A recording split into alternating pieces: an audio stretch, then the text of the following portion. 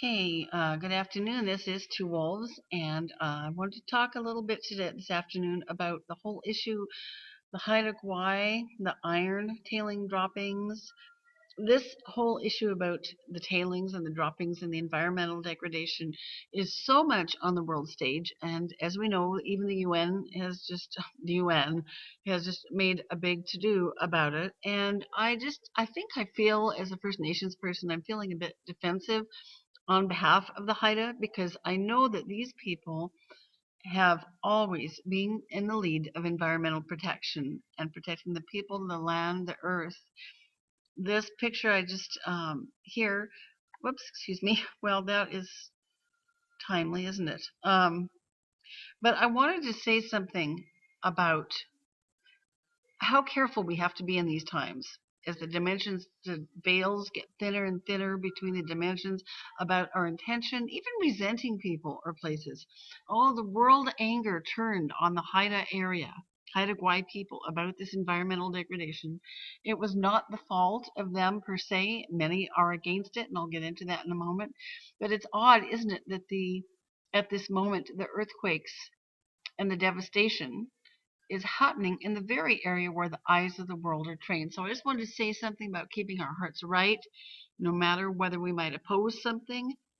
There's something very interesting going on here metaphysically. So this picture was taken by Janice Tanton, janicetantonblog.com, illustrating the very strong opposition amongst the Haida people in general to the Enbridge Company's Northern Gateway pipeline and toward Enbridge and the oil sands in general. Put our environment first. Stop Harper, Looking Oil, not tar sand oil. I want you to remember that the people on the whole have been at the forefront of protecting the earth, including protecting the great rainforests of British Columbia against logging many years ago. This is a Google search of various pictures about the old Masset Haida Gwaii area. Here's who the people are. In the interest of copyrights, oh, isn't that just beautiful? Here's one. I'm just not going to show most of them in the interest of copyright, but I just want you to keep that in mind as I go through this story. Now, Old Masset is only one village. It's a part of the Great Haida Nation. And here's an article from aptn.ca,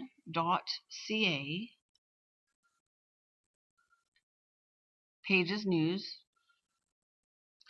This is from 19 October. It's a little bit older article, but it's worth seeing. In fact, it's a very good website, aptn.ca. It's an Aboriginal news network in Canada. This particular article I wanted to bring to your attention. This is prior to when the earthquakes began. APTN National News out of Ottawa.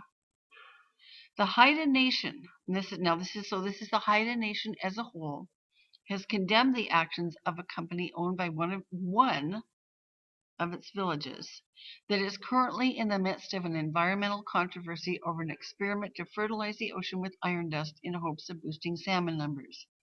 In a statement, the Hereditary Chiefs Council, here's the link to the statement, and the Council of the Haida Nation said they had nothing to do with the experiment.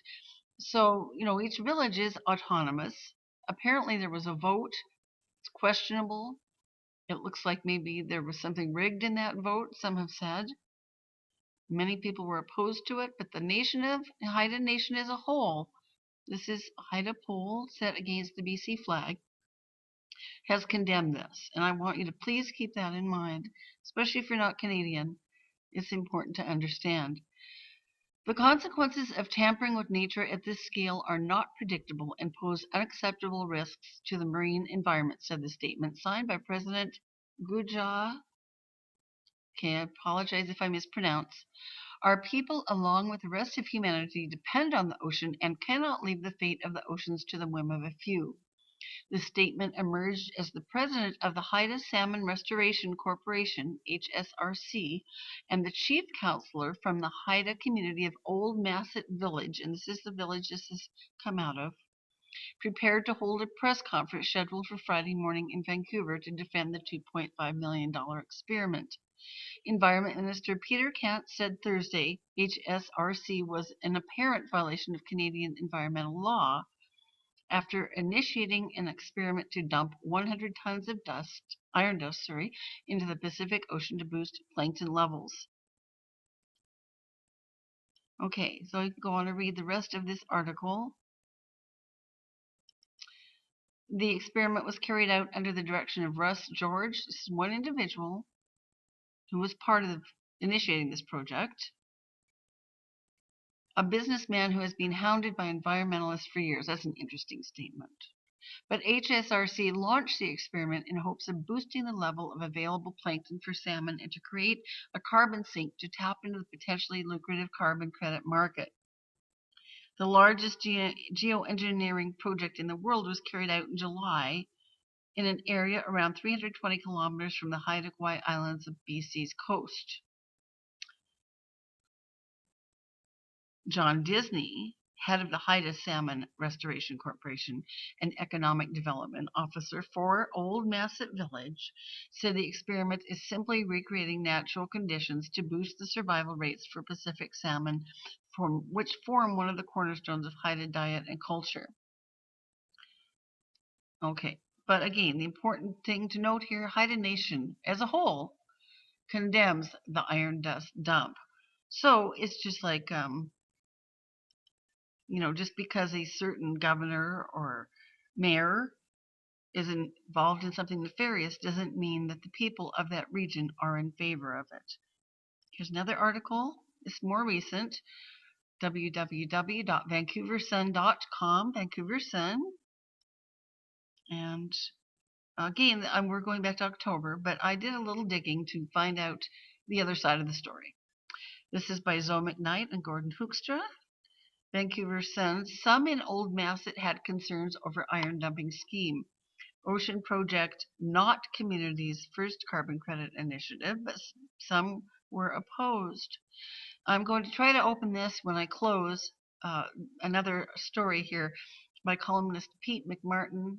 I hope that'll open because he has some really good, very balanced perspectives on how this came about. Old Masset Village Economic Development Officer John Disney looks over the underwater probe used during their ocean fertilization project during a news conference in Vancouver. Well, this would be a few weeks ago, prior to the earthquakes.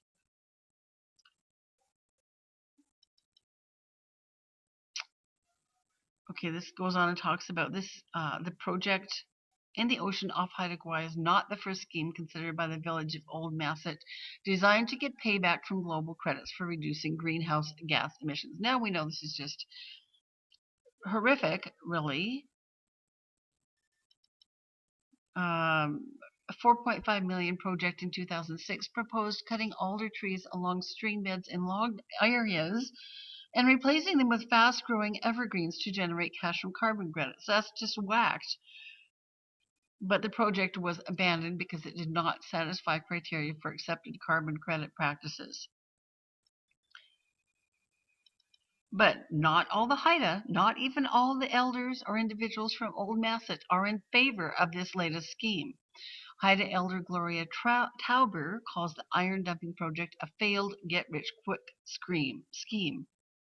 She said she lobbied the village council, the Haida Nation, and her MLA, that's Member of Parliament for Americans, to consider the environmental risks of dumping iron into open water, but couldn't stop it. People have to be punished for letting greed overtake common sense, especially when it's money for nothing, said Tauber. Restoring the salmon was not the priority. It was selling off the carbon credits to rich European industries. Former Village of Old Masset councillor Lisa White also had concerns when the project was brought to council in early 2011. I myself am not a risk taker, so I really wasn't really in support of it, said White, whose term ended in December 2011. She said she voted against the proposal to dump 100 tons of iron sulfate and 20 tons of iron oxide in the international waters off the coast of Haida to feed plankton in a supposed effort to grow the number and size of salmon that would potentially return to the area. And go on and read the rest of this.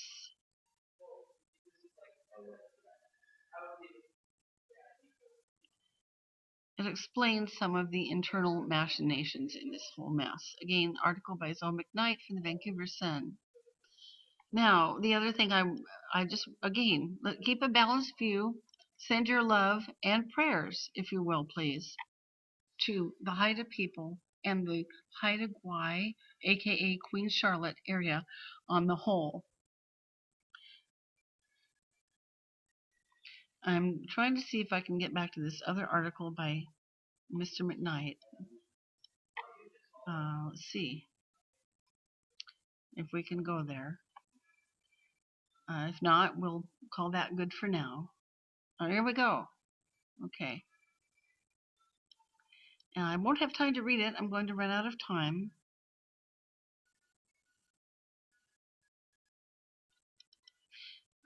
I'm sorry, Pete McMartin. I'm a little off today. Please forgive me. I don't know what it is. I'm just a bit off. Must be something astrological. I don't know. Pete McMartin. This story isn't about iron and fish. It's about poverty. And I won't read it all, partly because I'm getting short on time, partly for copyright reasons, and importantly, respect to Mr. McMartin. It's his column. But he just treats this entire subject with a lot of respect for the Haida people and in a very ethical, journalistic way. Pete McMartin, Vancouver Sun, and this article came out on his column October 26th. The story isn't about iron and fish, it's about poverty. www.vancouversun.com, Pete McMartin, October 26th. I'm hoping that we can. I thank you for your time. I may be a little stuck here. Trying to get. That's frustrating because it's a really good article. And my computer's locked up here. All right, but I've given you the link. This is a picture of Pete McMartin here. And he goes on to explain in depth that the roots of how this came to be and how poverty in the Haida Nation, as in so many First Nations communities, opened the door to people being duped by Disney and his cohorts. Because I have a little lockup here, I think I'll have to actually call that good. Please read this article, and this is Two Wolves Out.